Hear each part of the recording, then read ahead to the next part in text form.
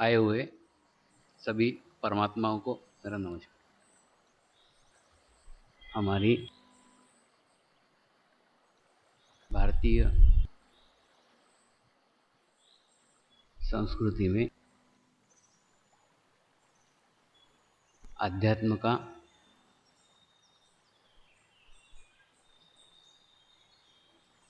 एक विशेष स्थान है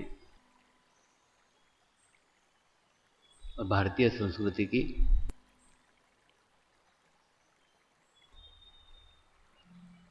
एक विशेषता है कि वो प्रत्येक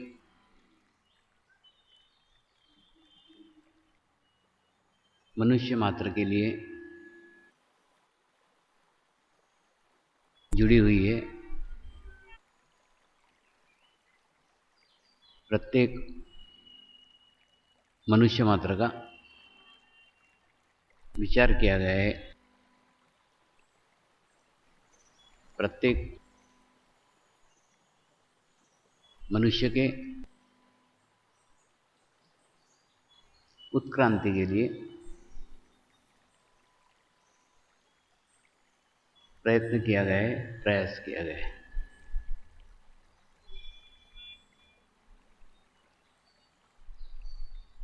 ये प्रयत्न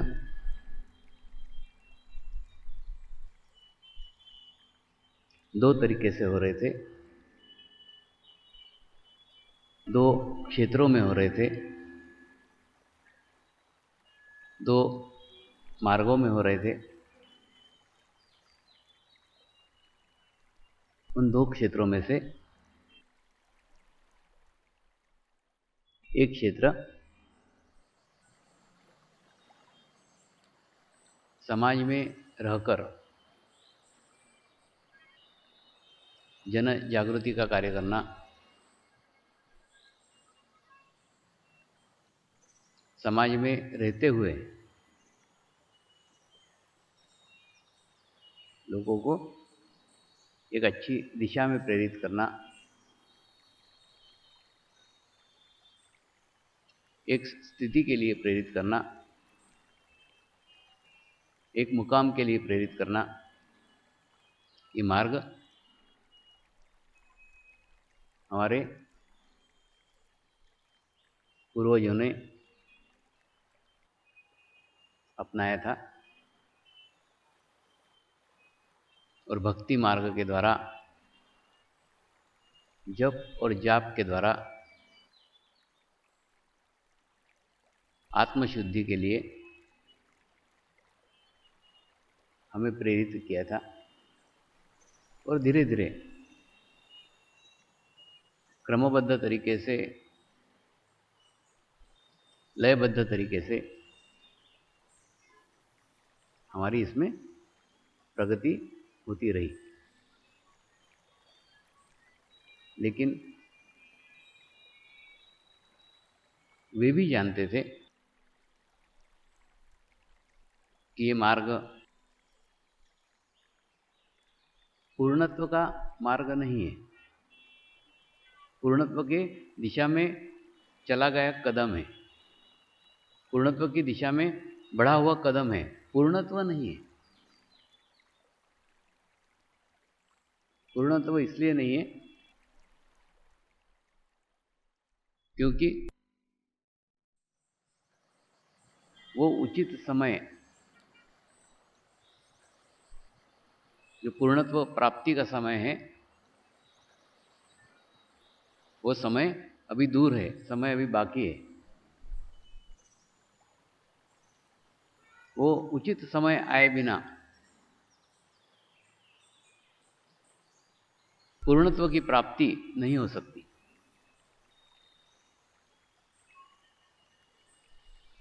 एक और ये पूर्णत्व नहीं है, इसका इशारा, इसका संकेत संत ज्ञानेश्वर जी ने अपने जीवन काल में लोगों को देने का प्रयास किया। लोगों को देने का प्रयत्न किया और पूर्णत्व का मार्ग कौन सा है, कौन से मार्ग से पूर्णत्व पाया जा सकता है, पूर्णत्व प्राप्त हो जाने के बाद मनुष्य के अंदर क्या क्या बदलाव आते हैं, मनुष्य में क्या क्या चेंज आते हैं, क्या स्थिति को प्राप्त करता है, उस सब का वर्णन किया हुआ था।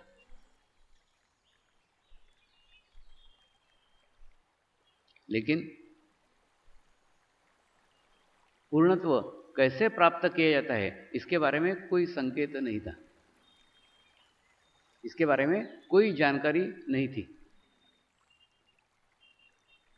वो जानकारी केवल इसीलिए नहीं थी क्योंकि वो उचित समय नहीं था। एक उचित समय का इंतजार वे भी अपने जीवन काल में कर रहे थे। उन्होंने उस पूर्णत्व वाले समय के लिए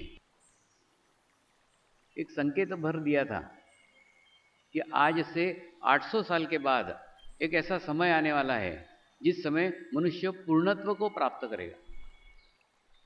जो जो जे जे वांछिल तो ते ते पाहिल, यानी आदमी जो इच्छा करेगा उसकी सब इच्छाएं पूर्ण हो जाएंगी। ऐसा समय आज से 800 साल के बाद आने वाला है, संकेत दिया था। आज हम वो खुशनसीब लोग हैं जो उस समय में जी रहे हैं जिस समय की उन्होंने कल्पना की थी। एक और समाज में रहते हुए उस समय के बारे में, उस विशेष काल के बारे में संकेत देने का, जन जागृति करने का, रास्ता दिखाने का कार्य समाज में रहते हुए कुछ संत कर रहे थे। वहीं दूसरी ओर कुछ संत साधनारत थे, जो साधना करके, तपस्या करके, ध्यान करके जो कुछ प्राप्त है उसे संजो करके रख रहे थे, संभाल करके रख रहे थे। और संभाल करके रखकर एक ही उद्देश्य था, अपने जीवन काल में उसे संभालना और उसे अगली पीढ़ी तक पहुंचाना। वो भी अपने कार्य क्षेत्र में कार्य कर रहे थे। एक तरफ इंफॉर्मेशन थी, एक तरफ जानकारी थी और एक तरफ अनुभूति थी। लेकिन अनुभूति की भी अपनी मजबूरियां थी।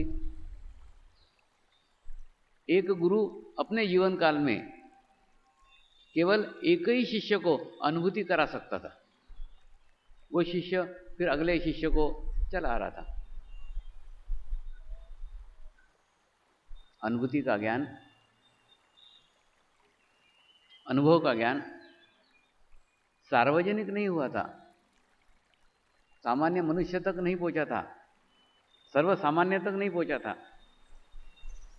इसलिए नहीं पहुंचा था क्योंकि वो समय नहीं था, उचित समय का अभाव था।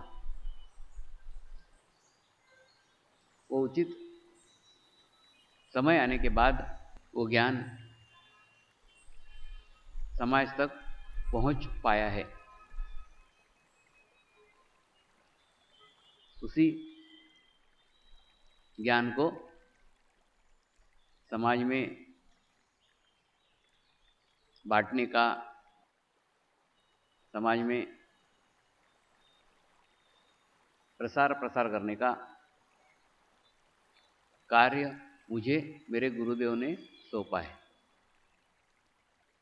और वही कार्य करने के लिए मैं समाज में आया हूं। इस आध्यात्मिक क्षेत्र में अधिकृत शब्द को बहुत महत्व है। जब तक गुरु अधिकृत नहीं करता तब तक वो कार्य उनकी कृपा में, उनकी करुणा में हो नहीं सकता, उनके आशीर्वाद प्राप्त नहीं हो सकते। तो जब उन्होंने अधिकृत किया और अधिकृत करके समाज में भेजा तो ये कार्य खुद ब खुद फैल गया। जहां एक और मनुष्य नित नए नए आविष्कार कर रहा है, नित नए नए प्रयोग कर रहा है और उस प्रयोग की जानकारी, उन आविष्कारों की जानकारी एक मनुष्य से दूसरे मनुष्य को, दूसरे मनुष्य से तीसरे मनुष्य को हो रही है और सारे संसार के अंदर वो फैल रही है। आविष्कार किसी भी देश में हुआ हो, किसी भी देश के वैज्ञानिक ने किया हो, उस आविष्कार का फायदा प्रत्येक मनुष्य मात्र ले रहा है। प्रत्येक देश में वो आविष्कार का फायदा लिया जा रहा है। लेकिन इन आविष्कारों के कारण एक बदलाव, एक चेंज आ रहा है। हम बाहर और बाहर और बाहर जा रहे हैं। चंद्रमा के ऊपर पहुंच गए हैं, मंगल ग्रह पे जाने की तैयारी है। यानी दूसरे को जानना, दूसरे स्थानों को जानना, दूसरे ग्रहों को जानना, दूसरे क्षेत्रों को जानना, ये खोज बाहर की ओर हो रही है, दूर दूर दूर दूर दूर दूर दूर। और ये बाहर की सारी खोज से आज एक गैप, आज एक खालीपन मुझे सब जगह नजर आता है। वो खालीपन ये है कि मनुष्य को मनुष्य से ही खतरा है। इतने सारे आविष्कार करके, इतने सारे शोध करके मनुष्य को मनुष्य से खतरा है। मनुष्य मनुष्य के ऊपर नजर रखे हुए। क्या कारण है? उस कारण तक जाने की आवश्यकता है कि हमारी खोजें, हमारे आविष्कार मनुष्य को मनुष्य के पास नहीं ला पा रहे हैं, मनुष्य को मनुष्य के करीब नहीं ला पा रहे हैं। और हमारे पूर्वजों ने तो वसुंधैव कुटुंबकम की कल्पना की थी। सारा विश्व का सारा मनुष्य समाज एक कुटुंब है और उस कुटुंब के नाते सब लोग साथ में रह रहे हैं।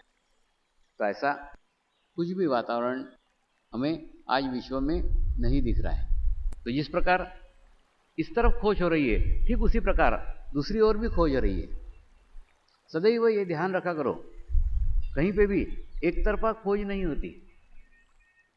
एक तरफा नहीं होती यानी जैसे हम देखते कि नहीं, घड़ी में एक पेंडुलम रहता है, वो पेंडुलम 3 इंच इधर जाता है और 3 इंच इधर जाता है। 3 इंच इधर गया तो 3 इंच इधर जाएगा ही। क्यों जाएगा? क्योंकि 3 इंच इधर गया हुआ था।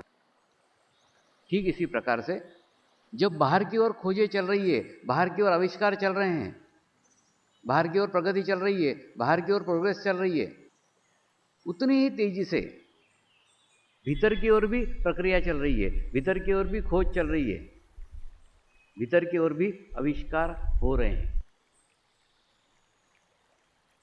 केवल अंतर यह है कि वो भीतर की ओर हमारा ध्यान नहीं है, हमारी दृष्टि नहीं है, हम भीतर की ओर नहीं देख रहे हैं। इसी कारण मनुष्य को मनुष्य से जोड़ने वाले आविष्कार, विश्व में शांति लाने वाले आविष्कार, विश्व का कल्याण करने वाले आविष्कार, हो रहे हैं, लेकिन हमको पता नहीं है। हमको इसलिए पता नहीं है क्योंकि हमारी दृष्टि उस ओर नहीं है।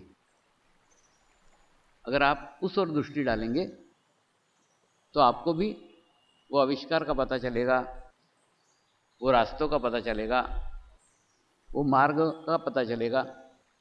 लेकिन इसके लिए पहले आपके अंदर वो इच्छा होनी चाहिए कि मैं कुछ शांति के मार्ग प्राप्त कर सकूं, कुछ कल्याणकारी मार्ग प्राप्त कर सकूं, कुछ भीतर की ओर यात्रा पे चल सकूं। ऐसी शुद्ध इच्छा होनी चाहिए। वो इच्छा महत्वपूर्ण है। अगर आपके अंदर वो इच्छा जागृत हो गई कि आपको भी भीतर की ओर जाने का है, तो आप क्या करोगे? थोड़ा समय आप अपने स्वयं के लिए दोगे, थोड़ा समय आप अपने लिए दोगे। आप शब्दों को समझो, हम यहीं समय नहीं दे रहे हैं। अगर आपको भीतर की ओर जाने का है, आपको अंदर की ओर जाने का है, आपको आत्म कल्याण प्राप्त करने का है, आपको आत्म शांति प्राप्त करने की है, तो आपको आपकी इच्छा भीतर की ओर मोड़ना पड़ेगी, अंदर की ओर मोड़ना पड़ेगी। और अंदर की ओर मोड़ने के लिए अपने खुद के लिए समय देना होगा। कई बार कई सोशल वर्कर, कई राजनीतिक पार्टियों के नेता, अनेक ऐसे लोग हैं जिनका एकदम पूरा बिजी शेड्यूल है, और उस शेड्यूल में मैं देखता हूँ वो अपने लिए कुछ भी समय नहीं रखते। थोड़ा भी समय उनके पास खुद के लिए नहीं होता। बहनों का भी है ना, बहनें पति के लिए सोचेंगी, लड़की के लिए सोचेगी, लड़कों के लिए सोचेगी, दामाद के लिए सोचेगी, बहू के लिए सोचेगी, बर्तन वाली के लिए सोचेगी, दूध वाले के लिए सोचेगी, खुद के लिए नहीं सोचेगी। खुद को छोड़ के सबके लिए सोचेगी। थोड़ा समय अपने स्वयं के लिए निकालो। हम कितने भी सोशल वर्कर हो, कितने भी बड़े संगठन के साथ जुड़े हुए हो, कितने भी बड़े कॉलेज के साथ जुड़े हुए हो, कितने भी बड़े स्कूल के साथ जुड़े हुए हो, लेकिन अगर खुद को समय नहीं देते हो, खुद को टाइम नहीं देते हो, तो तुम्हारा तो नुकसान कर ही रहो, उस संगठन का भी नुकसान कर रहे हो, उस कॉलेज का भी नुकसान कर रहे हो जिसके साथ तुम जुड़े हुए हो।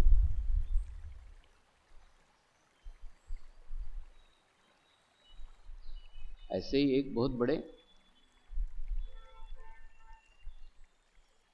आध्यात्मिक संगठन के कॉलेज के प्रमुख से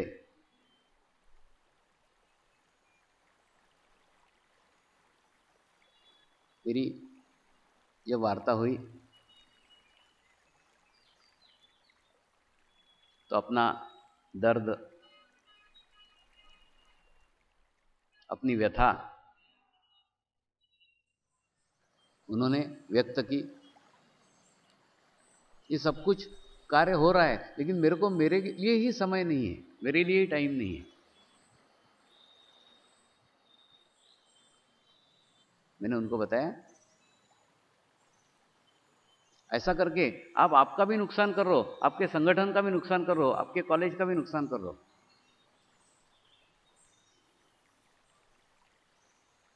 क्योंकि अगर आप इनबैलेंस हुए, असंतुलित हुए,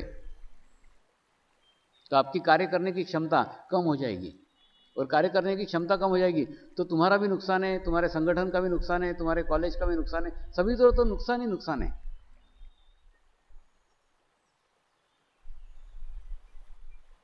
तो थोड़ा सा अपने स्वयं के लिए समय दो,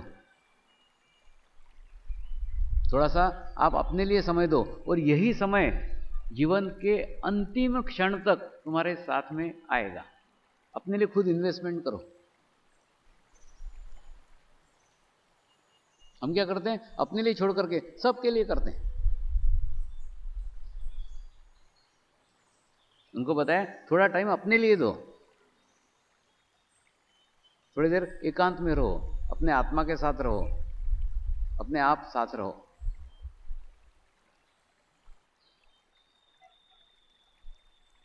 ऐसा आप भी करो। एक थोड़ा टाइम, थोड़ा समय अपने आत्मा के साथ रहो, बहुत आवश्यक है।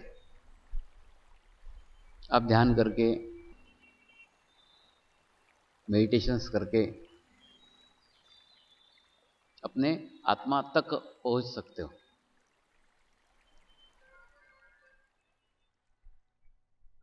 ऐसी ही एक पद्धति समर्पण ध्यान योग है। यह अति प्राचीन पद्धति है।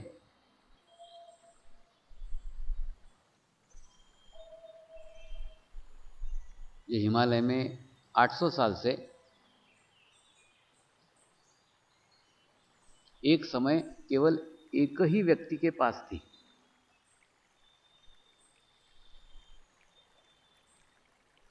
वो व्यक्ति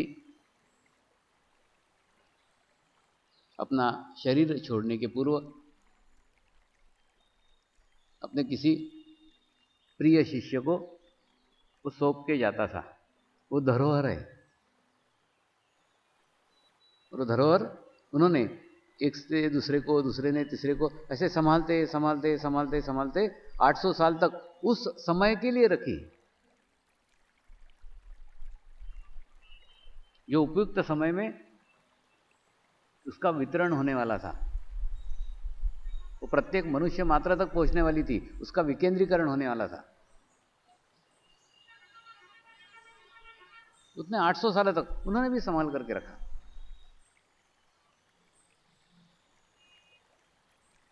लेकिन वो संभालना और ये संभालना, इसमें बहुत अंतर है, जमीन आसमान का अंतर है। पहले क्या था? 1 रुपया था। 1 रुपया देना आसान था, 1 रुपया लेना आसान था, 1 रुपया संभालना आसान था, 1 रुपया बाद में देना आसान था। आसान इसलिए था क्योंकि 1 ही रुपया था। लेकिन अब मेरे जीवन काल के बाद वो 1 से 100 पैसे में बढ़ गए हैं। 100 पैसे हो गए। 1 रुपये से 100 पैसे हो गए। अब अगर 1 रुपया संभालने का है तो 100 लोगों को संभालना पड़ेगा। 100 लोग अगर एक एक पैसा संभालेंगे तो 1 रुपया संभलेगा। वो ज्ञान सब लोगों के अंदर बढ़ गया है, सामूहिकता में बढ़ गया है, कलेक्टिविटी में बढ़ गया है। तो सामूहिकता में बढ़ जाने के बाद में अब सामूहिकता ही उसको संभाल सकती है, कलेक्टिविटी ही उसको संभाल सकती है। और उसी सामूहिकता संभाले, उसी के लिए मैंने मेरे जीवन का उत्तरार्ध इसी कार्य के लिए लगा दिया है कि बाकी समय के अंदर मेरे जीवन काल में कुछ ऐसे संभालने वाले तैयार हो जाएं जो सामूहिकता में इसको संभाल करके रखे और अगली पीढ़ी तक पहुंचा सके।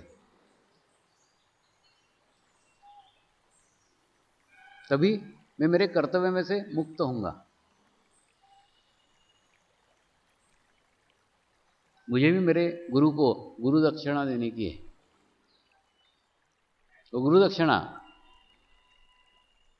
ऐसे संभालने वाले तैयार करके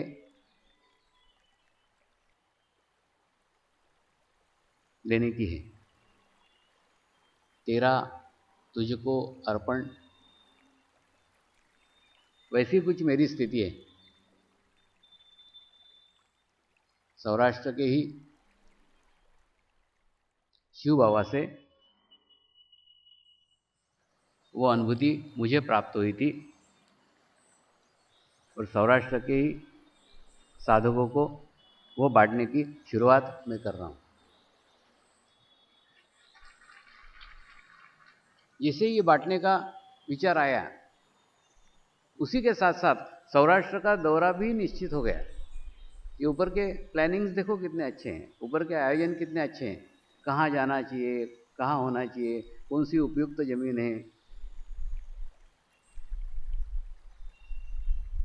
अभी युवाओं का एक शिविर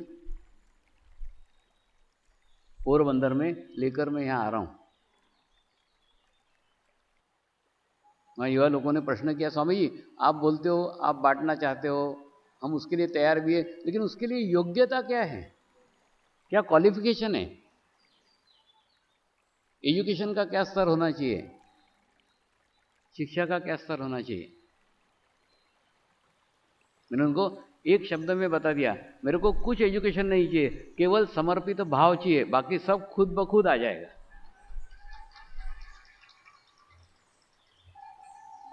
केवल समर्पण, बस, बाकी कुछ नहीं।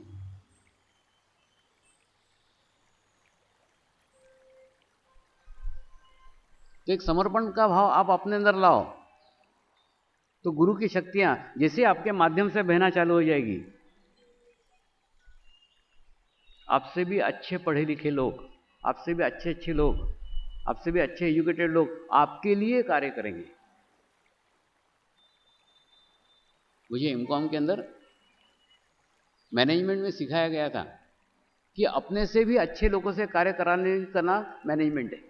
मैनेजमेंट मतलब सब कुछ अपने को आना आवश्यक नहीं है, लेकिन अपने से भी अच्छे, अपने से भी क्वालिफाइड लोगों से काम करा लेने की कला मैनेजमेंट है। ठीक उसी प्रकार से मैंने भी अनुभव किया कि मेरे से भी अच्छे एजुकेटेड लोग, अच्छे पद वाले लोग मेरे लिए कार्य कर रहे थे। तो इसीलिए उन युवाओं को मैंने बताया, मेरे को कोई क्वालिफिकेशन नहीं चाहिए, मेरे को एक ही क्वालिफिकेशन चाहिए, वो है समर्पण समर्पण समर्पण, बस, बाकी कुछ नहीं।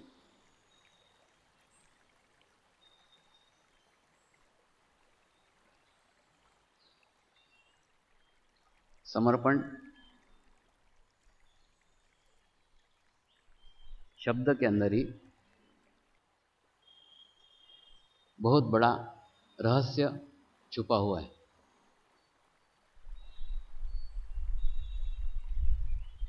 समर्पण और अर्पण दो समान से शब्द लगते हैं, लेकिन समान है नहीं।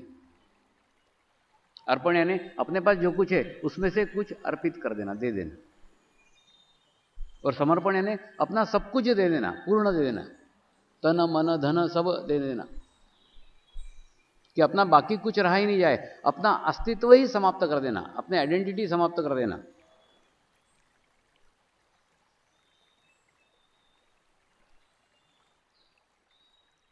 फिर वो और मैं अलग अलग नहीं रह जाते, मैं वो में विलीन हो जाता है, फिर सिर्फ वो रह जाता है, वो बस।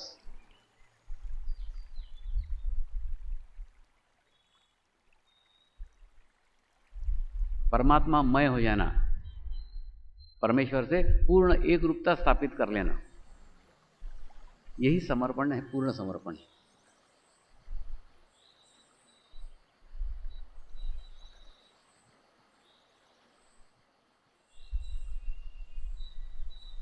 कई लोग समर्पण करने के लिए भी प्रयत्न करते रहते हैं, प्रयास करते रहते हैं, लेकिन वास्तव में देखा जाए तो आध्यात्मिक क्षेत्र में प्रयास को, आध्यात्मिक क्षेत्र में प्रयत्न को कोई स्थान नहीं है। स्थान इसलिए नहीं है क्योंकि जितने भी प्रयास किए जाते हैं, जितने भी प्रयत्न किए जाते हैं, ये सारे प्रयत्न, सारे प्रयास केवल शारीरिक स्तर पे हो सकते हैं और शारीरिक स्तर पे किए जाते हैं।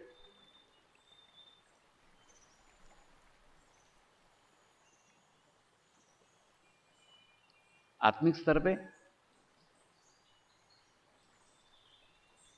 कोई प्रयत्न नहीं है, कोई प्रयास नहीं है, सर्वस्व सामूहिकता में प्राप्त हो जाता है, कलेक्टिविटी में प्राप्त हो जाता है।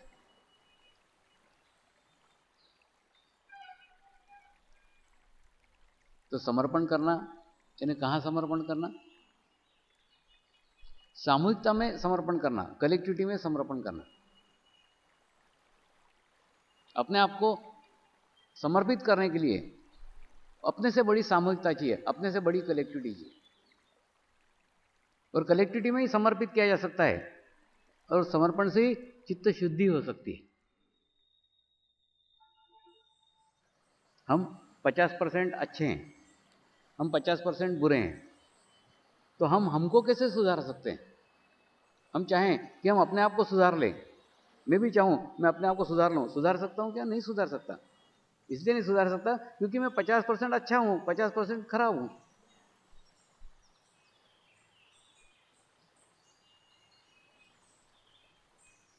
दोनों समान हैं, दोनों एक जैसे हैं, तो सुधारेंगे कैसे? तो सुधारने के लिए मुझे अच्छे लोगों की संगत में जाना पड़ेगा, अच्छे आत्माओं की सामूहिकता में जाना पड़ेगा, अच्छे आत्माओं की कलेक्टिविटी में जाना पड़ेगा। और जैसे अच्छे आत्माओं की कलेक्टिविटी में जाऊंगा, अच्छे आत्माओं की सामूहिकता में जाऊंगा, तो महसूस करूंगा कि मेरे अंदर बदलाव आ गया है, मेरे अंदर चेंज आ गया है, मेरी अच्छाइयां बढ़ गई है, मेरा सकारात्मक भाव बढ़ गया है, मेरा सकारात्मक ओरा बढ़ गया है। और मेरा बुरा 50% कहाँ चला गया मुझे पता ही नहीं चला।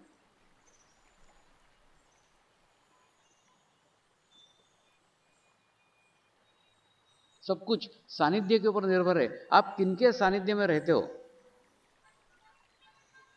आपके आसपास कौन से लोग हैं, उसके ऊपर ये सब कुछ निर्भर है।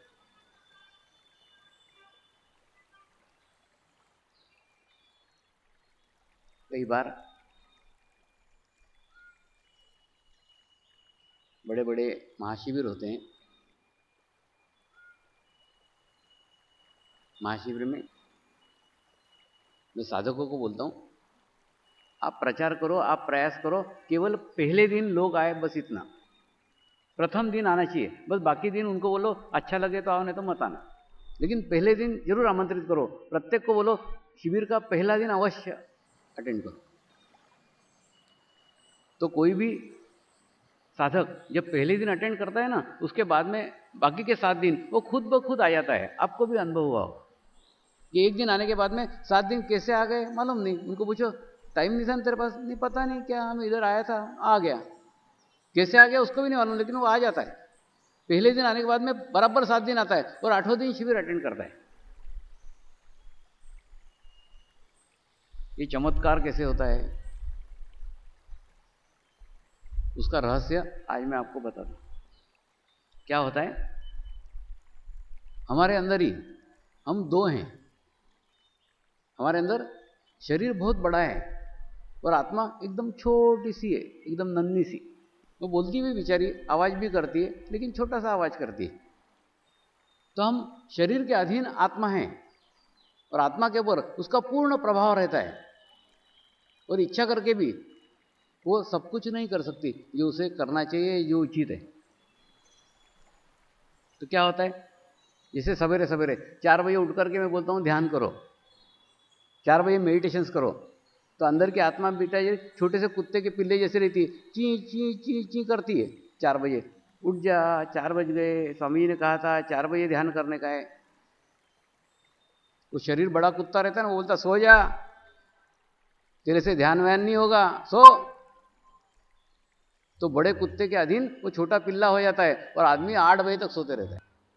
लेकिन फिर क्या होता है, जिस प्रकार होता है कि नहीं, एक आधे छोटे पिल्ले को अगर छोटे छोटे छोटे छोटे पिल्लों की सामूहिकता मिल जाए, कलेक्टिविटी मिल जाए, तो सामूहिकता हो जाने के बाद में फिर वो बड़े कुत्ते के ऊपर चढ़ बैठता है।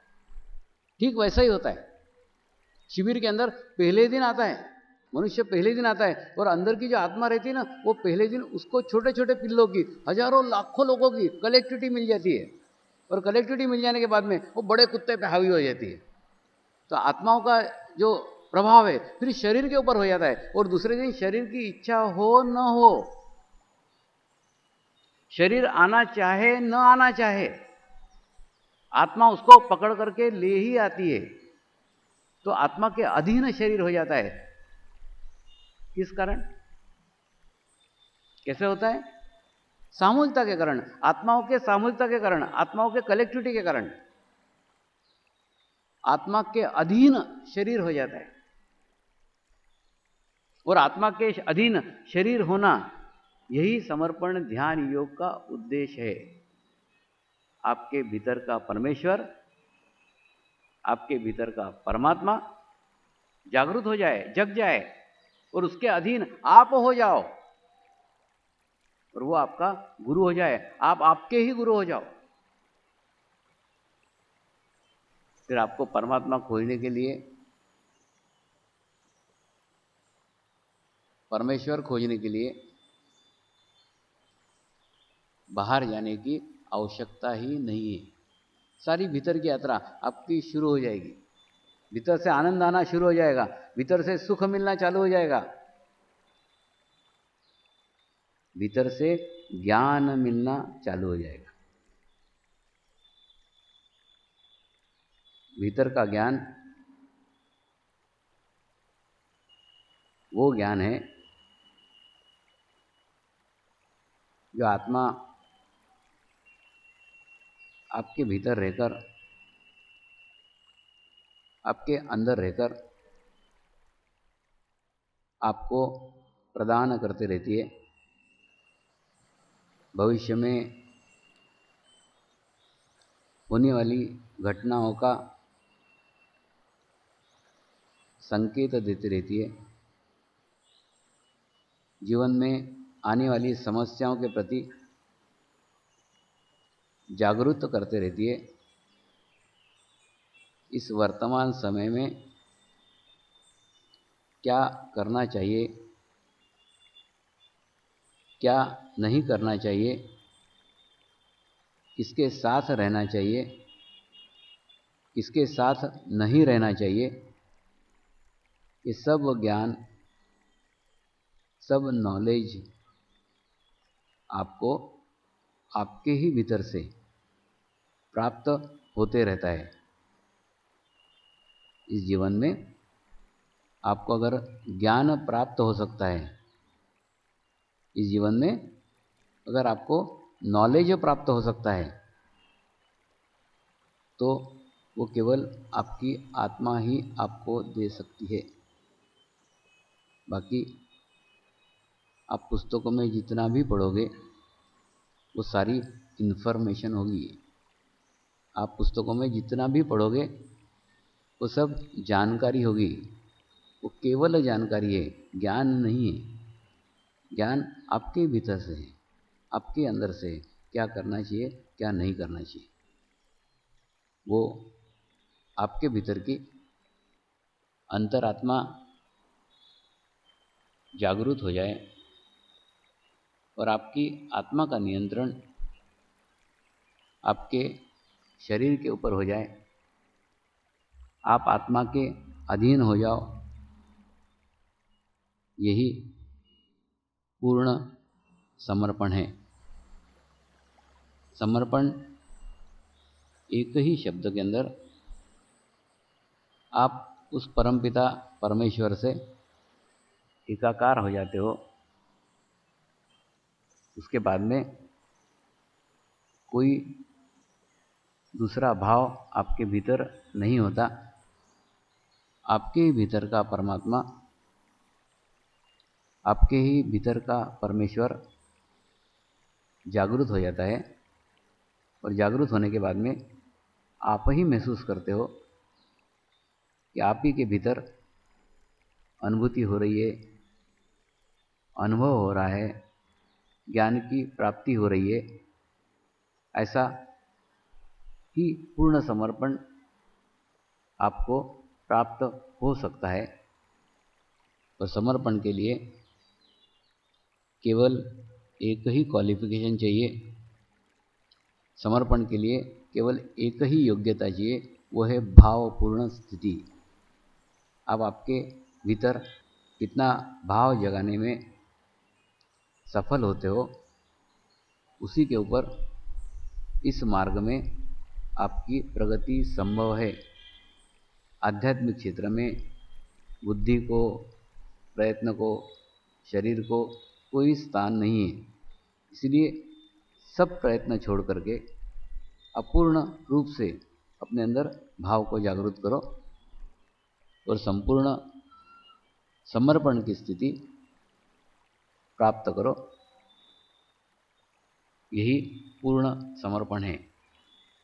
कई बार साधक पूछते हैं, स्वामी जी पूर्ण समर्पण यानी क्या? उनको बताता हूँ, जीवन की प्रत्येक घटना को सकारात्मक रूप से ग्रहण करना, किसी भी बात के अंदर अड़े नहीं रहना, जिद नहीं करना, प्रत्येक परिस्थिति के अनुसार अपने आप को ढाल लेना, यही पूर्ण समर्पण है।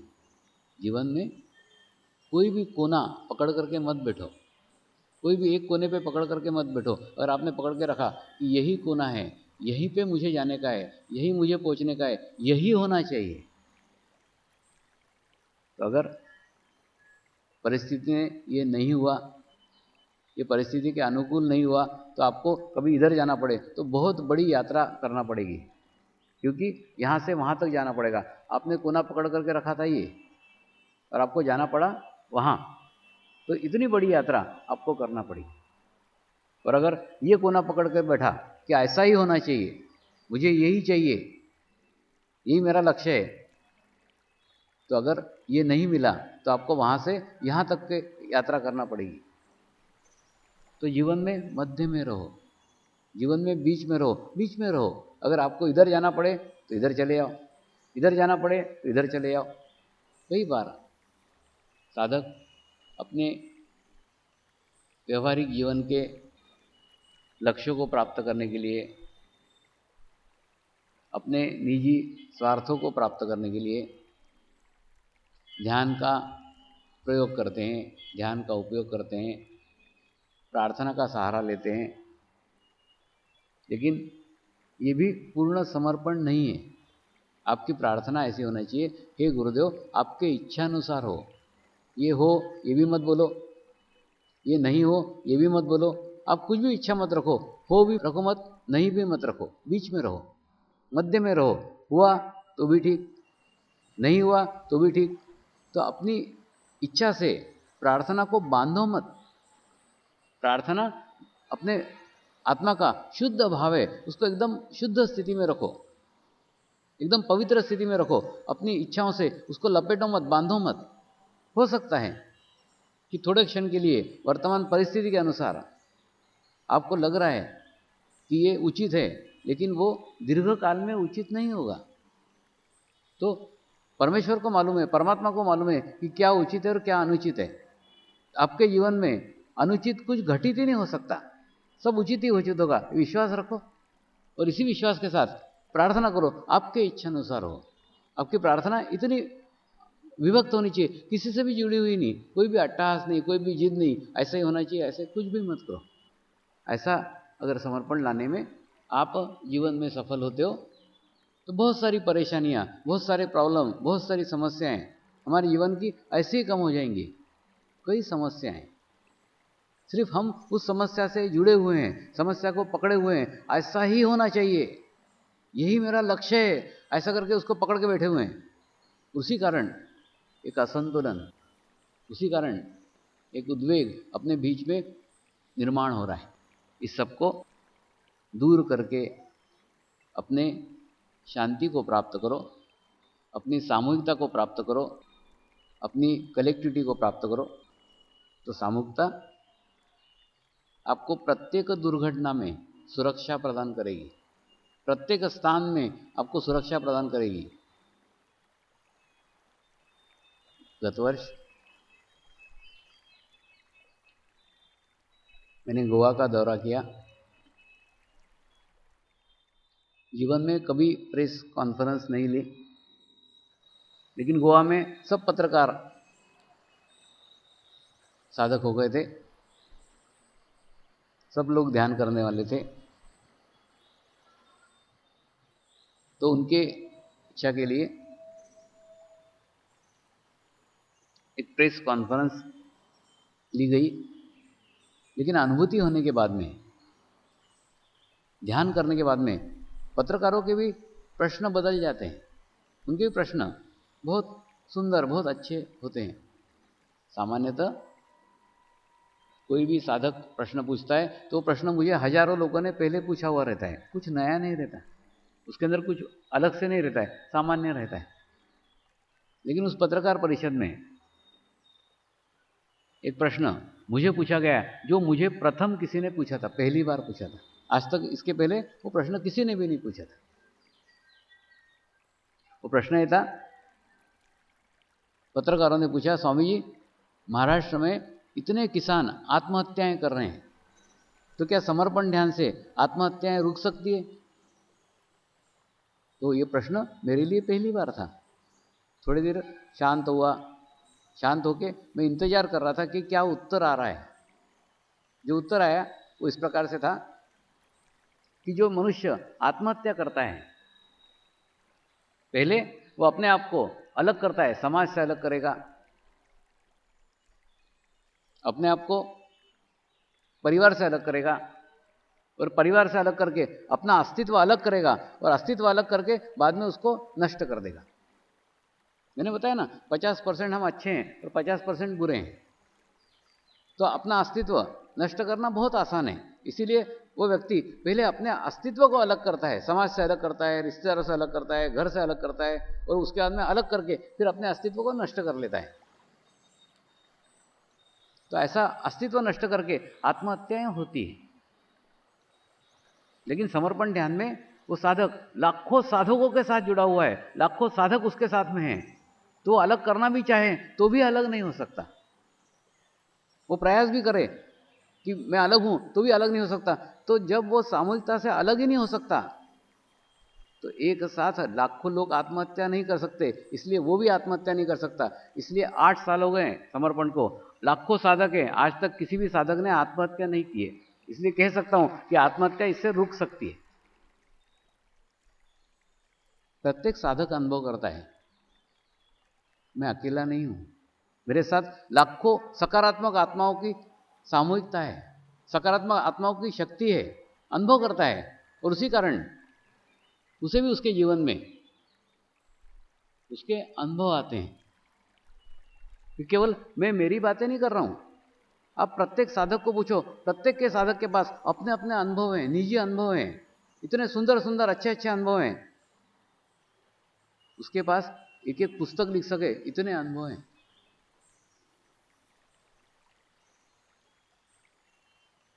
गत वर्ष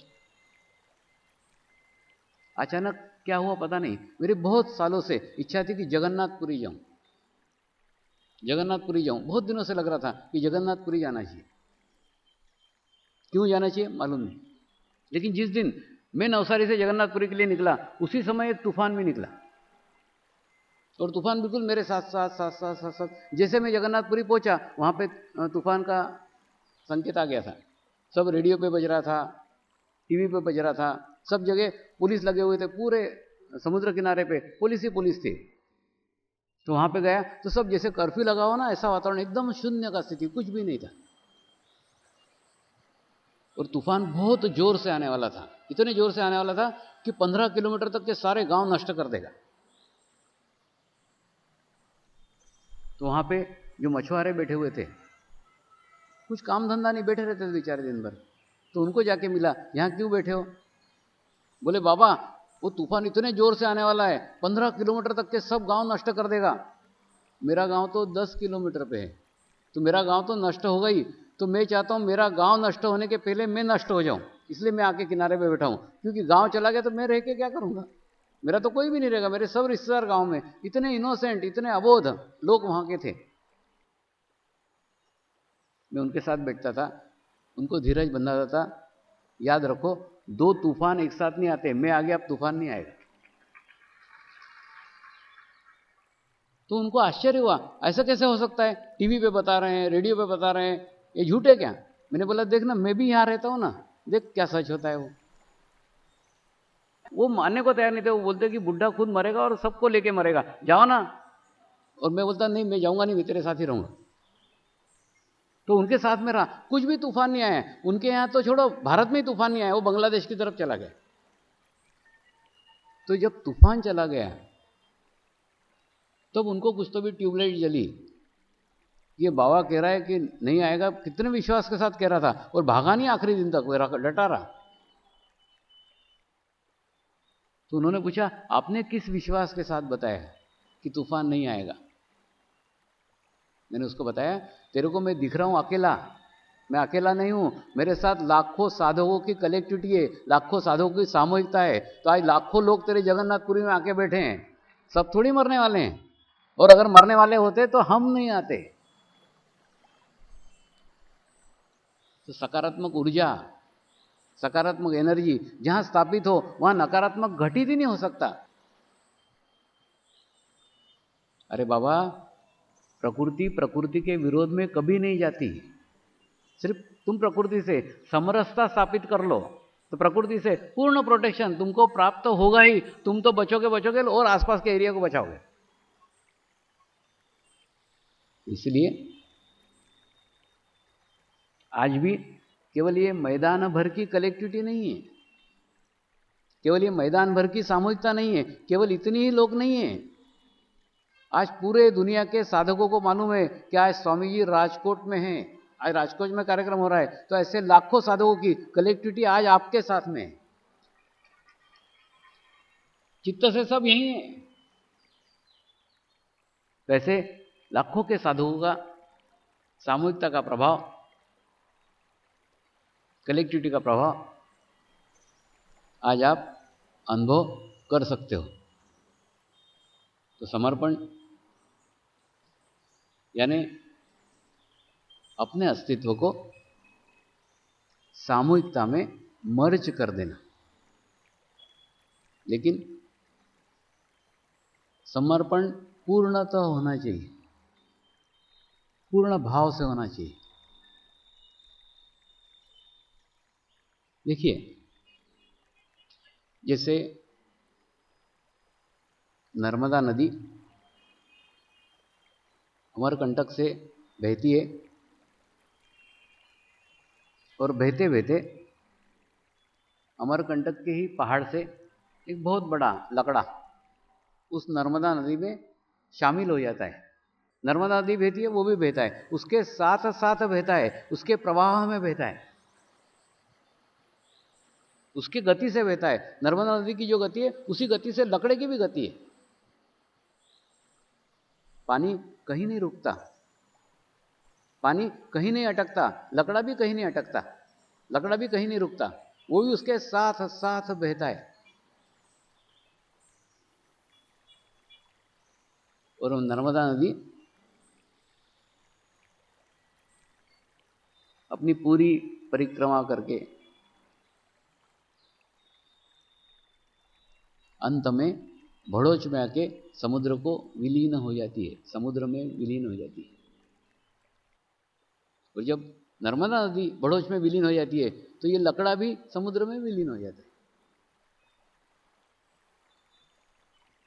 लेकिन कुछ दूरी के बाद, कुछ क्षेत्र जाने के बाद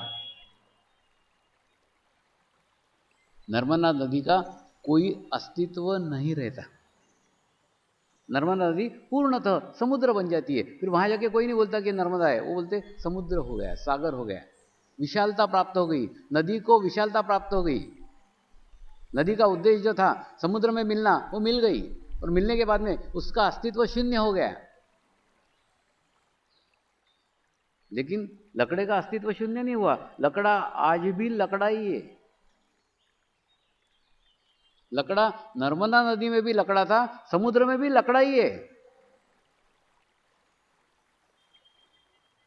और अभी भी संभावना रहती है कि किसी भी दिन एक बड़े भर्ती के अंदर वो लकड़ा समुद्र किनारे फेंका जा सकता है, क्योंकि उसका अस्तित्व अलग है, वो सामूहिकता से दूर हो सकता है, समुद्र में जाकर के भी दूर हो सकता है और दांडी में जाके गिर सकता है।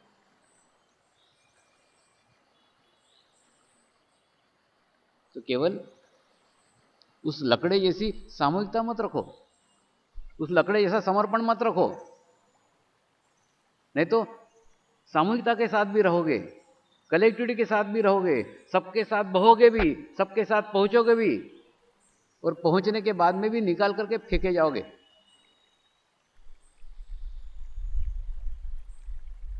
क्योंकि लकड़े जैसा अपना अस्तित्व अलग रखा हुआ है, अपना मैं अलग रखा हुआ है, अपना अहंकार अलग रखा हुआ है। वो अहंकार साथ में लेके सामूहिकता में जाना, वो लकड़े जैसी ही स्थिति है।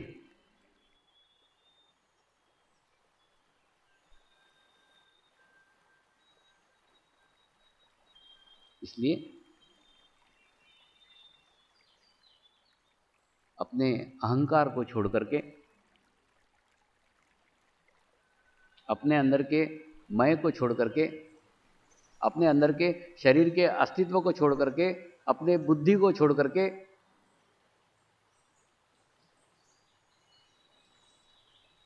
आत्मा के अधीन हो जाओ।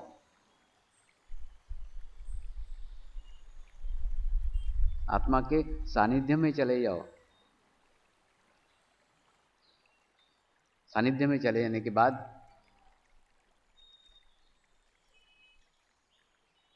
आत्मा का प्रभाव आपके शरीर पे पूर्ण रूप से पड़ेगा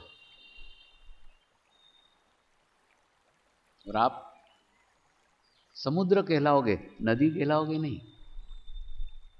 आपका अस्तित्व शून्य हो जाएगा, आपका अलग से कोई अस्तित्व नहीं है। आप कभी मेरे साथ विदेश आके देखो, आपको कोई भी नहीं पूछेगा कौन से जाति के हो, कौन से धर्म के हो, क्या नाम है, क्या नौकरी है, कुछ नहीं पूछेगा। एक साधक हो या एक साधिका हो, बस यही आपकी डेफिनेशन, कुछ नहीं, बाकी कोई अस्तित्व ही नहीं आपका, कुछ नहीं पूछता कोई।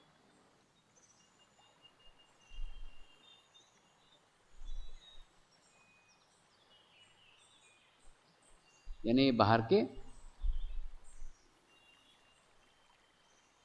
सारे आवरण भीतर जाते समय कुछ भी मायना नहीं रखते। इसके बावजूद भी आप उन्हीं आवरणों को पकड़े हुए हो, आप उन्हीं बातों को पकड़ के रखे हुए हो और अपने अस्तित्व को अलग करने का कोशिश कर रहे हो। और वर्तमान में जीवन में तो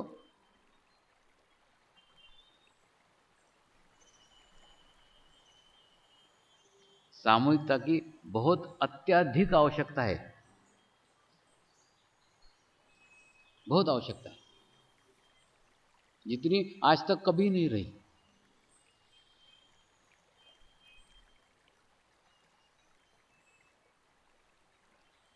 हमको कलेक्टिविटी से दूर करने के लिए,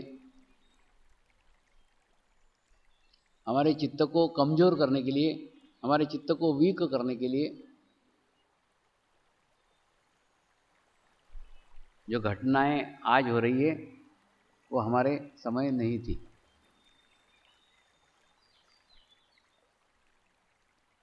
जो वातावरण नकारात्मक आज है वो पहले नहीं था।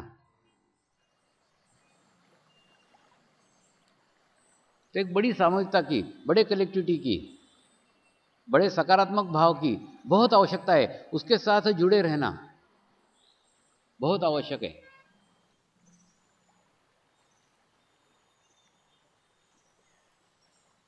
और समर्पण में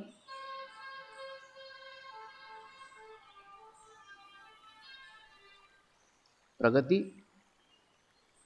सेंटर पर जाकर ही हो सकती है। घर पे ध्यान करने से कभी प्रगति नहीं होगी, कभी प्रोग्रेस नहीं होगी। क्यों नहीं होगी? क्योंकि केवल चित्त को सशक्त करना, केवल चित्त को मजबूत करना ही काफी नहीं है। जितना चित्त सशक्त करते जाओगे उसके समकक्ष चित्त नियंत्रित होना ही चाहिए, अन्यथा घातक है।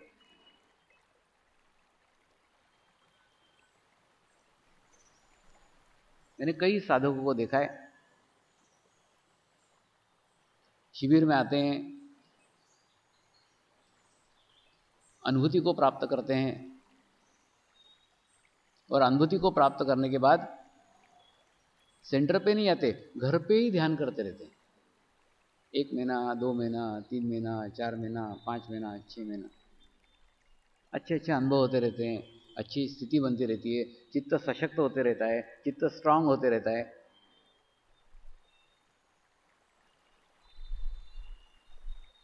लेकिन चित्त नियंत्रित नहीं होता। नियंत्रित नहीं होता यानी क्या? देखो, चित्त सशक्त होना यानी चित्त मजबूत हो गया, सशक्त हो गया, स्ट्रांग हो गया, और चित्त नियंत्रित होना यानी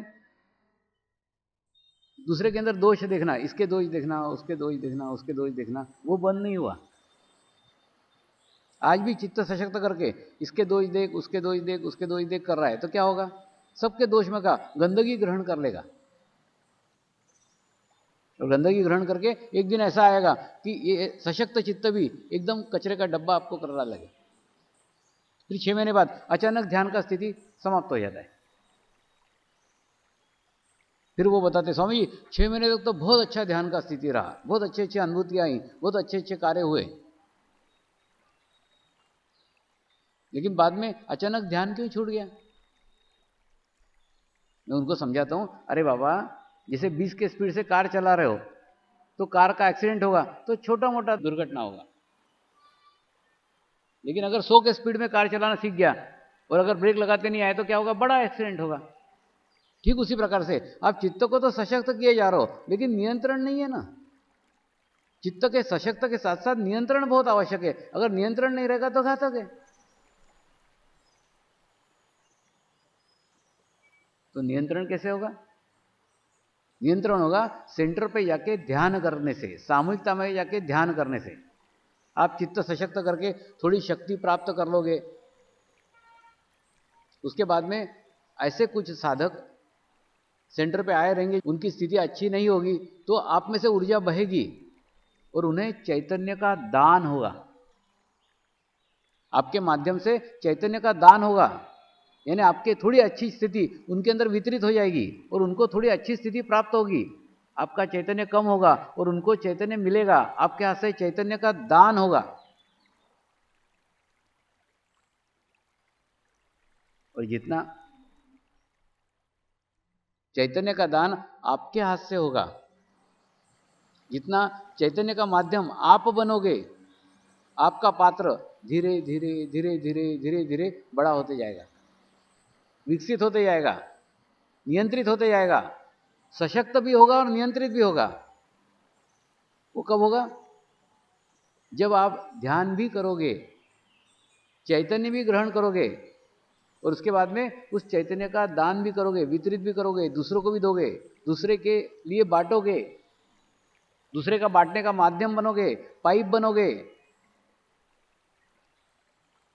तो तुम्हें चित्त सशक्त का भी लाभ मिलेगा और नियंत्रण का भी लाभ मिलेगा।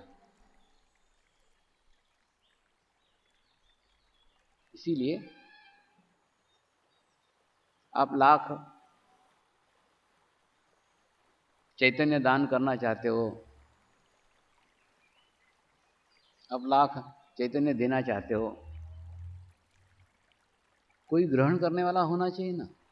तो सेंटर पे अगर आप जाओगे तो वहां पे वो ग्रहण करने वाले होते हैं, उस इच्छा से आए रहते हैं, जिनको आत्म शांति चाहिए रहती है, जो अपने समस्या से ग्रस्त रहते हैं, उससे थोड़ी देर के लिए बाहर निकलना चाहते हैं, उससे हटना चाहते हैं। तो ऐसे लोगों के बीच जब आप जाओगे, आपके माध्यम से उनको मिलेगा, तो आपका बजट बड़ा हो जाएगा। ये कोई पुस्तक की बात नहीं कर रहा हूं, ये मैं मेरे जीवन का अनुभव बता रहा हूं। जितना मैंने बांटा है उतना मेरे को मिला है। तो जीवन में ये कभी मत देखो तुमको क्या मिल रहा है, ये देखो तुम कितना बांट रहे हो, तुम कितना दे सकते हो। जितना दे सकते हो दो, ऑटोमेटिकली मिलना शुरू हो जाएगा।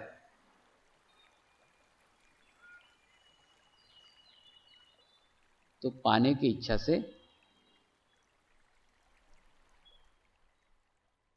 कभी प्राप्त नहीं होता,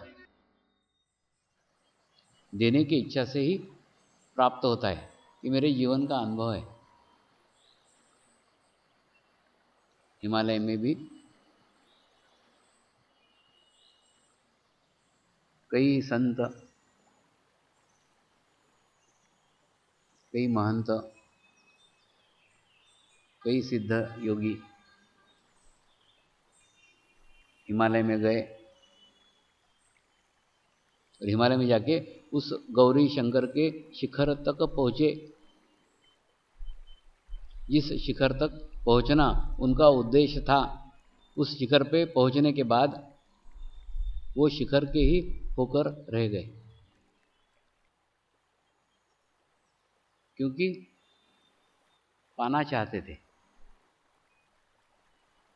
पा लिया, 100% पा लिया, पूर्ण पा लिया, तो फिर पाने के बाद वापस समाज में आने का प्रश्न ही नहीं उठता।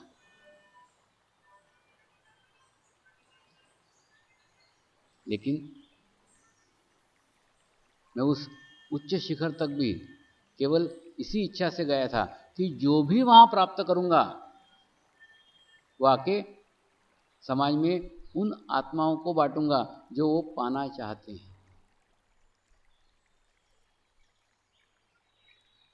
और फिर इसी शुद्ध इच्छा को देख करके, इसी शुद्ध भाव को देख करके वहाँ के ऋषि मुनियों ने, कैवल्य कुंभक योगियों ने आशीर्वाद दिया, और उसी आशीर्वाद के कारण ये कार्य धीरे धीरे धीरे धीरे करते करते सारे विश्व स्तर के ऊपर फैल गया है। अभी हाल ही में मैं इंग्लैंड का दौरा करके आ रहा हूँ, और एक इंग्लैंड के दौरे में एक घटना ऐसी घटी कि उस घटना से मुझे एक प्रेरणा प्राप्त हुई, मुझे एक रास्ता खुल गया, मुझे एक मार्ग खुल गया।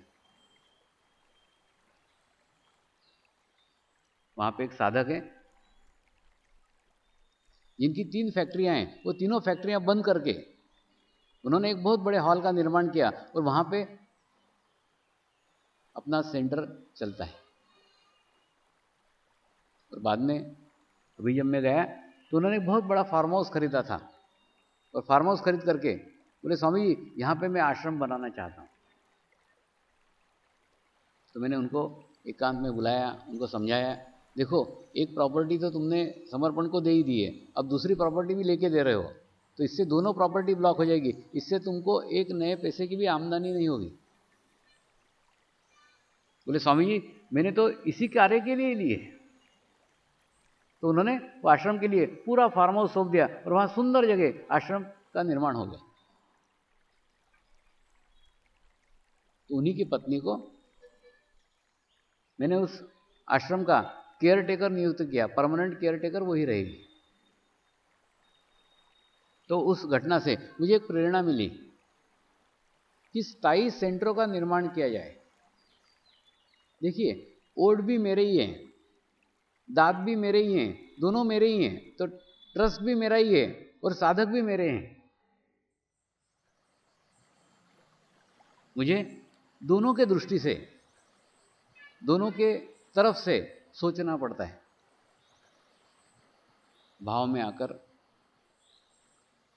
एखादा साधक अपनी प्रॉपर्टी ट्रस्ट को दे भी दे,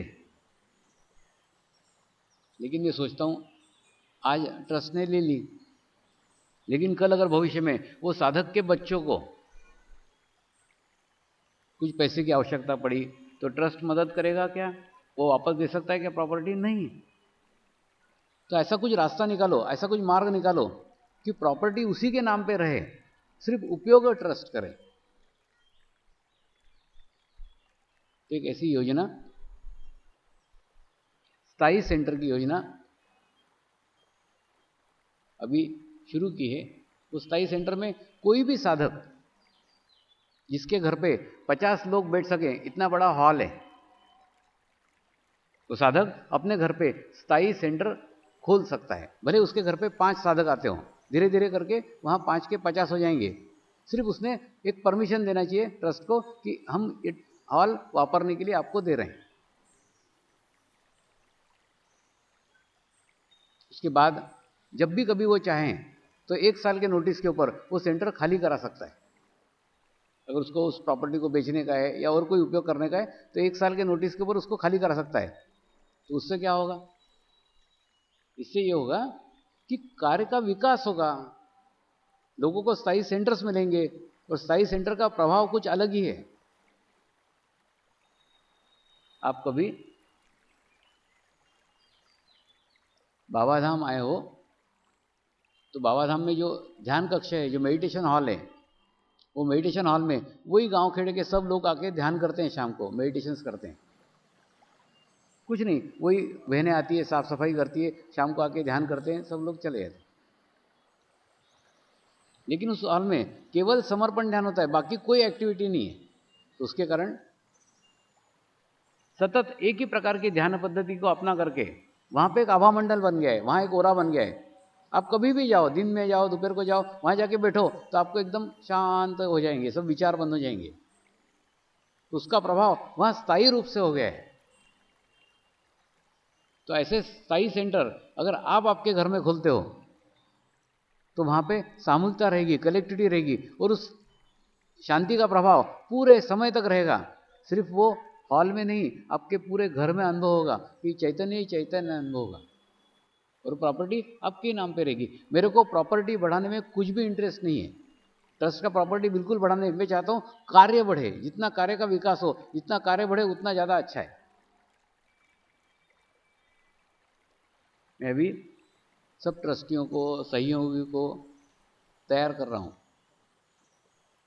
तैयार इसलिए कर रहा हूं कि मैं चाहता हूं कि इसके बाद आगे की पीढ़ी आए, आगे की जनरेशन आए, जो इसको ग्रहण करे, संभाले, और संभाल करके इसको विकसित करे। मैंने मेरे ट्रस्टियों को बताया कि जैसे बड़े बड़े महल राजा महाराजा बना जाते हैं और बाद में वहां कुत्ता भी नहीं जाता, पड़े रहते बड़े बड़े महल, खंडर बन जाते हैं। तो वैसे अपन बड़े बड़े आश्रम बना देंगे, बड़े बड़ी संस्थाएं खोल देंगे, लेकिन अगर ये सब चीजें आगे थोड़ी बढ़ाएगी कार्य को आगे बढ़ाएंगे जीवंत लोग। जब तक अगले पीढ़ी के लोग तैयार नहीं होते, तब तक ये समर्पण ध्यान अगली पीढ़ी तक नहीं पहुंच सकता। तो 800 साल से संभाल करके जो हमारी धरोहर है उसको हम तक पहुंचाया है, तो हमारा भी कर्तव्य है कि वो हम अगली पीढ़ी तक पहुंचाए, और अगली पीढ़ी उसके अगली तक पहुंचाए। तो अभी अगली पीढ़ी को आगे लाओ, आगे के जनरेशन्स को आगे लाओ, उनको ध्यान सिखाओ, उनको मेडिटेशन सिखाओ, उनको आगे करो। और कुछ कुछ इस कार्य में लोग आगे आ भी रहे हैं, धीरे धीरे हो रहा है। जैसे परिणाम आते हैं वैसे परिणाम, अच्छे परिणाम सदैव धीरे धीरे आते हैं। उसके लिए थोड़ा संयम रखने की, थोड़ी शांति रखने की आवश्यकता होती है। कल मैं पोरबंदर से यहाँ आया और आते समय 2 कार्यक्रम करते हुए आया। एक कार्यक्रम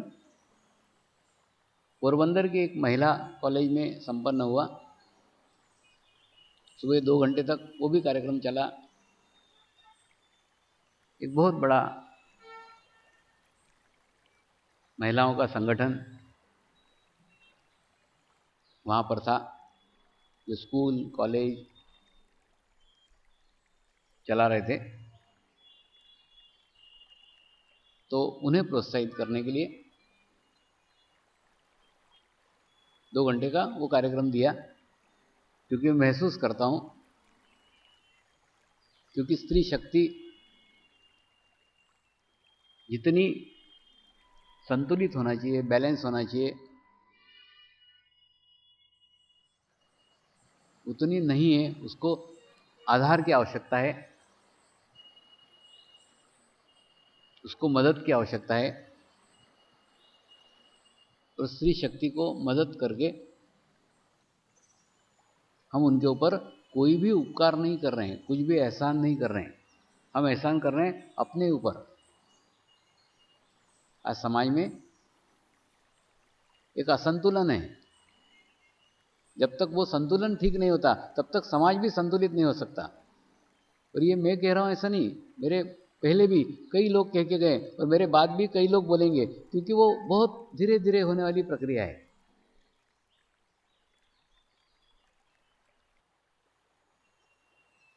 लेकिन इस ओर एक और प्रयास गुरु माँ भी कर रही है कि अगला साल महिला वर्ष के रूप में समर्पण में मनाया जाएगा।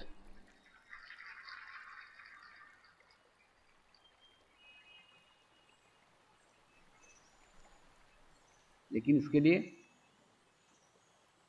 महिलाओं को आगे आना होगा, स्त्री शक्ति को आगे आना होगा।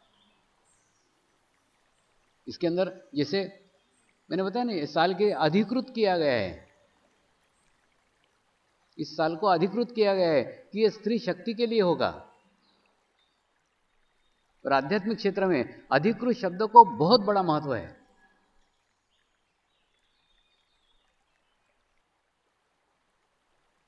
यानी अगले साल 9 जनवरी से लेके 23 फरवरी तक 45 दिन के गहन ध्यान में जब मैं रहूंगा, तब पूरी शक्तियां स्त्री शक्ति को प्राप्त होने वाली है।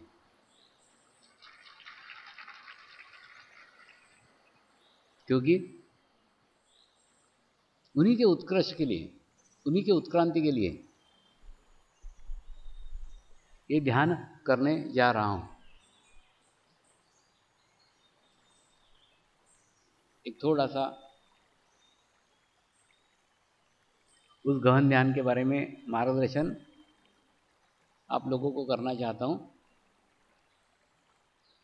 उस 45 दिनों के अंदर सभी साधकों को चित्त में लेके ध्यान करता था, मेडिटेशंस करता था।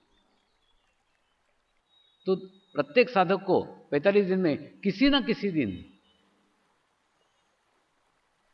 किसी न किसी क्षण अचानक यह अनुभव आया होगा कि उसके अचानक वाइब्रेशंस बढ़ गए, उसके शरीर में से चैतन्य का प्रवाह खूब तेजी के साथ बहने लग गया। ऐसा अनुभव प्रत्येक साधक को एक न एक दिन आया ही होगा।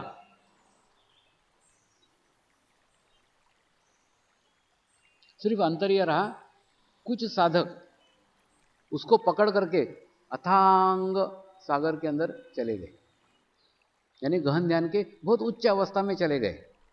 और कुछ लोग उस लहर से अलग थलग पड़ गए। अलग थलग पड़ गए यानी उन्होंने अपने मैं को जीवित रखता, हा, आज क्या मेरी स्थिति अच्छी हो गई है, आज मेरे वाइब्रेशन एकदम अचानक बढ़ गए हैं, ऐसा करके मेरे वाइब्रेशन बढ़ गए हैं, मेरी स्थिति आज बहुत अच्छी हो गई है, ऐसा करके मैं करके समुद्र से अलग कर लिया, अपने को बूंद बना लिया। और जब बूंद बना लिया तो क्या हुआ, वो लहर आई और वो लहर चली गई। और बाद में 45 दिनों तक राह ही देखते बैठे, फिर कब लहर आएगी, फिर कब लहर आएगी, फिर कभी लहर आई नहीं।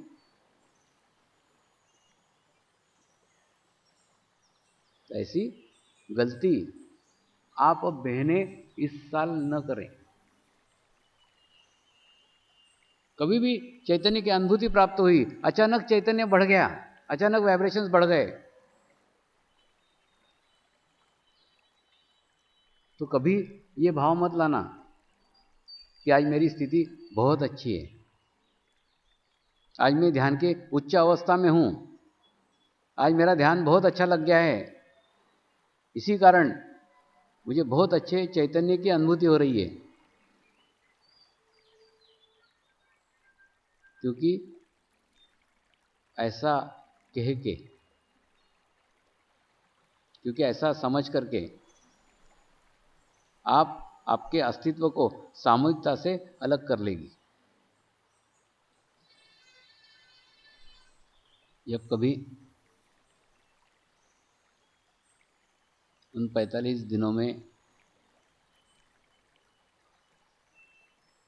उन गहन ध्यान अनुष्ठान के दौरान किसी भी दिन, किसी भी समय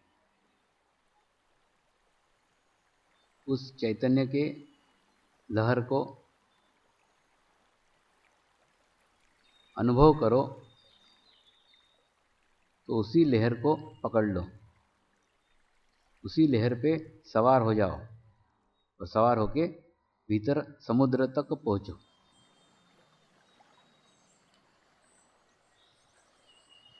पकड़ने का तरीका ये है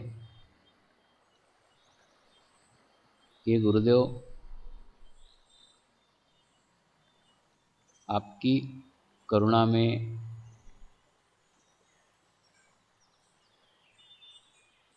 आपकी कृपा में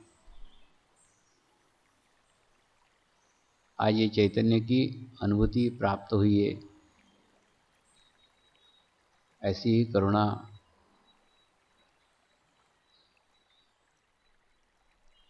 ऐसी ही कृपा मेरे ऊपर बरसाते रहिए। ऐसे ही चैतन्य के प्रवाह में मुझे स्नान कराते रहिए। ऐसी ही अनुभूति पूरे गहन ध्यान अनुष्ठान में मुझे मिलती रहे। आपके करुणा के पात्र मैं बने रहूं। सामूहिकता में मेरा अस्तित्व समाप्त हो जाए और मैं सामूहिकता के साथ पूर्णतः एक रूप हो जाऊं।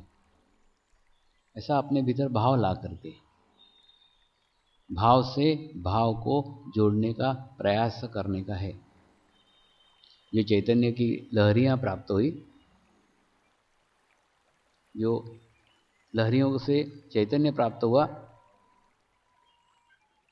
वो आपके गुरु का आपके प्रति भाव था। उसी भाव को आपके भाव से जोड़ने का है और उस भाव से ही आपको उस 45 दिनों में एक अच्छी स्थिति प्राप्त करना है। तो भाव ही एकमात्र माध्यम है जिस माध्यम से आप सामूहिकता के साथ जुड़ सकती है, कलेक्टिविटी के साथ जुड़ सकती है और जुड़ करके उसी एक लहर से समुद्र के तल तक पहुंच सकती है। वहां पहुंचने के बाद फिर प्राप्त करने के लिए कुछ भी बाकी जीवन में नहीं रहेगा।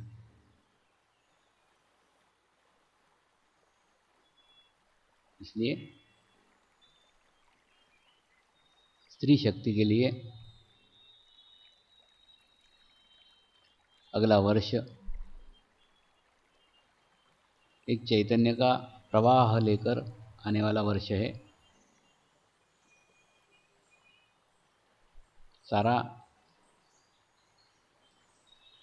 समर्पण ध्यान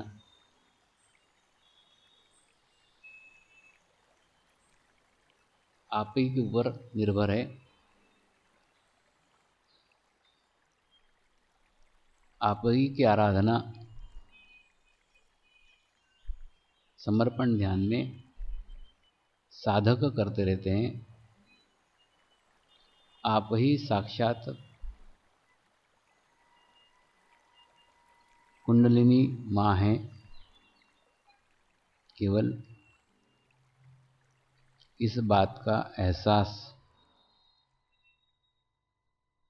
मुझे है, आपको नहीं है। वही एक एहसास आप उन 45 दिनों में करो और 45 दिनों के बाद सारे वर्ष भर आपको वो स्थिति प्राप्त हो जिस स्थिति से आप उस समुद्र की गहराई महसूस कर सको, ध्यान की उच्च अवस्था महसूस कर सको, जो पाने के लिए आपका जन्म हुआ है।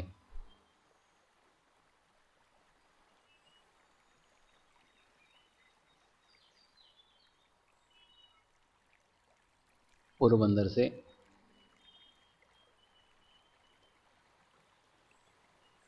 स्त्री शक्ति का कार्यक्रम करके मैं जब राजकोट आ रहा था तो कुछ साधक एक ट्रस्ट के ट्रस्टी थे,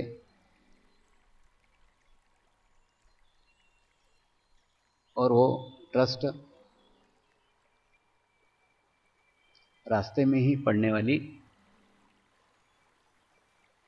जाम्बुवंत गुफा का प्रबंध संभाल रहा था।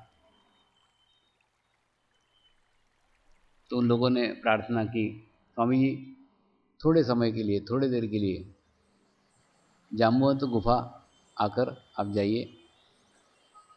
तो कल मैं वहाँ भी जाकर आया हूँ। थोड़े समय, थोड़ी देर दरवाजे के बाहर खड़ा रहा, उन लोगों से बातें करता रहा, और बातें करने के बहाने चित्त से मैं उसके भीतर प्रवेश कर गया। और भीतर जाना चाहिए कि नहीं जाना चाहिए, इसका निर्णय उसके बाद ही मैंने लिया।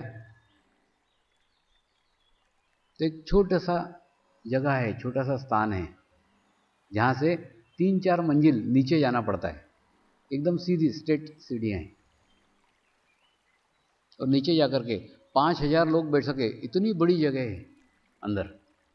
लेकिन बाहर से आप कल्पना भी नहीं कर सकते इतनी बड़ी जगह अंदर होगी। और अंदर ऊपर से एक एक बूंद पानी पड़ते रहता है, और रुद्राक्ष के आकार के शिवलिंग वहाँ तैयार हो रहे हैं। तो मुझे मेरे हिमालय के दिन याद आ गए, शिव बाबा की गुफा याद आ गई। बहुत अच्छी जगह कल मैंने अनुभव की। आप भी कभी अनुभव करके देखिए।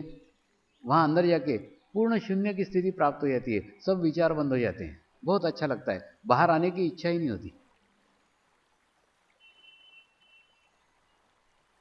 अंदर कोई संत ने ध्यान किया हुआ है, मेडिटेशंस किया हुआ है, उस ध्यान का प्रभाव, उनके आभामंडल का प्रभाव आज भी उस गुफा में अनुभव किया जा सकता है। अब सरकार ने वहाँ बड़े बड़े लाइट लगा दिए हैं, प्रकाश व्यवस्था की है, तो उसके कारण अंदर पूर्ण देखने के लिए जाया जा सकता है, देखा जा सकता है। लेकिन कल्पना नहीं कर सकते, एकदम प्लेन जगह, समान जगह। मैंने हिमालय में जितनी गुफाएं देखी सब पहाड़ के ऊपर थी, मतलब उसमें सिर्फ ऐसा घुसना पड़ता था, ये नीचे उतरना पड़ता है, 3 मंजिला 4 मंजिला नीचे उतरना पड़ता है। और नीचे उतरने के बाद में अंदर इतनी बड़ी जगह होगी, बाहर से कल्पना भी नहीं आ सकती। बहुत बड़ी जगह अंदर है, इतनी बड़ी जगह है कि उसमें 5000 लोग बैठ सकते हैं, इतनी जगह है। तो कल उस गुफा में भी जाकर आने का सौभाग्य प्राप्त हुआ। पौराणिक कथा है कि जाम्बुवंत और श्री कृष्ण की लड़ाई वहाँ अंदर हुई थी, उनका युद्ध हुआ था आपस में। ऐसे स्थान की एक पौराणिक कथा उस स्थान के साथ जुड़ी हुई है। तो ऐसा एक स्थान कल देखने का अवसर मुझे इस सौराष्ट्र दौरे के अंदर आया। तो ये सौराष्ट्र दौरे का उद्देश्य, ये ऐसा महसूस हुआ कि मेरे गुरु ने मुझे गुजरात कार्य करने के लिए भेजा था, तो मैं तो नवसारी में जाके अटक गया। जब तक पूर्ण गुजरात का दौरा नहीं करता तब तक मेरा भी गुरु कार्य अधूरा है, ऐसा सोच करके मैंने एक योजना बनाई। उस योजना के अंतर्गत ये सब गाँव का अभी दौरा किया, सुरेंद्र नगर का दौरा किया, जाम खंबालिया का दौरा किया, जामनगर का दौरा किया, पोरबंदर का दौरा किया, तो अभी राजकोट में आया। ये तो राजकोट के आगे मैं कभी गया ही नहीं था। ये मेरा पहला दौरा था, प्रथम बार गया था। तो इच्छा ये कि ऐसे ही प्रत्येक वर्ष गुजरात का एक भाग जाने का अवसर प्राप्त हो, एक स्थान पे जाने का अवसर प्राप्त हो, ऐसे उद्देश्य से दौरे किए जा रहे हैं और ऐसे ही उद्देश्य से दौरे आगे हो रहे हैं। तो अगला वर्ष स्त्री शक्ति का वर्ष के रूप में मनाया जाने वाला है। तो उसी के लिए अपने चित्त को तैयार करो, अपने स्थिति को तैयार करो और थोड़ा प्रयास करो, थोड़ा प्रयत्न करो कि आप दूसरों की सहायता करते हैं, अच्छी बात है, दूसरों के लिए सोचते हैं, अच्छी बात है, लेकिन अब थोड़ा अपने लिए समय दो। अगर आप परिवार की भलाई चाहते हो, अगर आप परिवार का भला चाहते हो, तो पहले आपका भला करो। आप स्वस्थ हो जाएं, आप तंदुरुस्त हो जाएं। स्वस्थ से आशय केवल शारीरिक स्वस्थता से नहीं है, मानसिक स्वस्थता से। अगर आपको मानसिक स्वास्थ्य प्राप्त हो तो आपके पूरे घर को मानसिक स्वास्थ्य प्राप्त हो सकता है, पूरे घर को मानसिक शांति मिल सकती है। तो अगले वर्ष का एक सुंदर अवसर आपके जीवन में आने वाला है, तो उस सबका लाभ लो, यही मेरी शुद्ध इच्छा है। नमस्कार।